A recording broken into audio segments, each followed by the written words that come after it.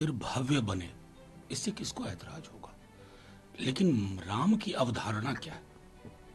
क्या ये बापू के राम हैं प्रधानमंत्री जी वाले, या कोई और राम है? मर्यादा पुरुषोत्तम का आचरण जीवन में ना उतारे, आप 10 मंजिला मंदिर बना लीजिए, मर्यादा पुरुषोत्तम प्रसन्न नहीं होंगे। अगर उनको प्रसन्न रखना है ना, तो आचरण में भी आपके बदलाव आना चाहिए। वो जो गांधी वाले हे राम है ना, वो समावेशी राम है। उस समावेशी राम को ही हिंदुस्तान समझता है। सीताराम। सर, प्रधानमंत्री नियम और जो नेशनलिज्म है, कई बार वो सोसाइटी के हारमोनी को बिगाड़ने में अहम योगदान निभाते हैं। देखिए, मैं सिर्फ प्रधानमंत्री जी से यह आग्रह करूंगा कि प्रधानमंत्री जी थोड़ा गहन चिंतन के बाद इन विषयों पे बोलें। क्षेत्रवाद क्या है? क्षेत्रीय दल जिसको वो कहते हैं, वो रीजनल एस्पिरेशन है। अनबैलेंस्ड जो ग्रोथ है, उसके बरक्स इन दलों का जन्म होता है। लैंग्वेज का इश्यू रहता है, वहाँ के अपने जो कहते हैं कि एक स्वायत्त समझ का असर्शन रहता है, उससे क्षेत्रीय दलों का जन्म हुआ है। और जातिवाद को लेकर के तो मैं समझूंगा, जातिगत उत्पीड़न की अगर बात करें तो वो जातिवाद है। जातिगत वैमनस्यता पे बात करें तो वो जातिवाद है। हम आपसे ये पूछें कि संस्थानों में ओबीसी, एससी, एसटी के लोग नहीं है, तो ये जातिवाद है।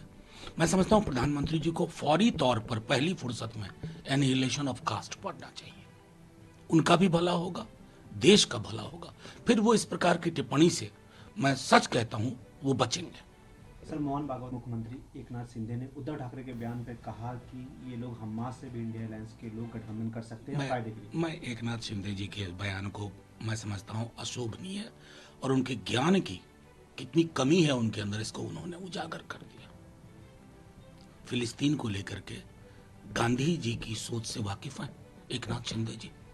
कभी जाना समझा कि तमाम सरकारों ने फिलिस्तीन के प्रति पक्षधरता क्यों दिखाई?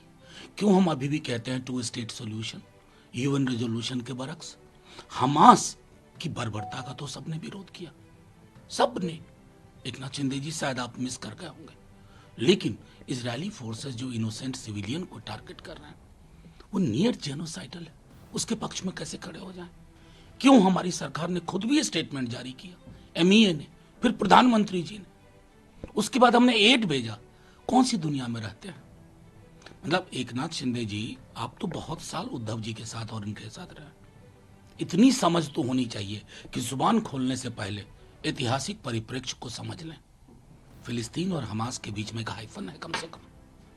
सर, बीच तरफ एक बार और सवाल खड़े करिए। ट्वीट करके उन्होंने कहा कि आपने पैसे लेकर सवाल पूछे कि नहीं, आपके लॉगिन दुबई से हुए कि ये एथिक्स कमेटी जो देख रही है, उसके चेयरमैन है क्या निशिकांत जी? नहीं ना, कमेटी होती है ना, कमेटी सिस्टम है हमारे पार्लियामेंट में।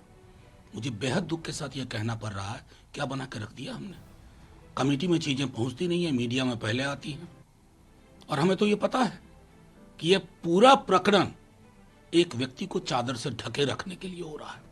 वो व्यक्ति बहुत प्रभावशाली है, उसके पास बहुत कुछ है, एयरपोर्ट, पोर्ट से लेकर के सड़क, बिजली, पानी, मीडिया भी।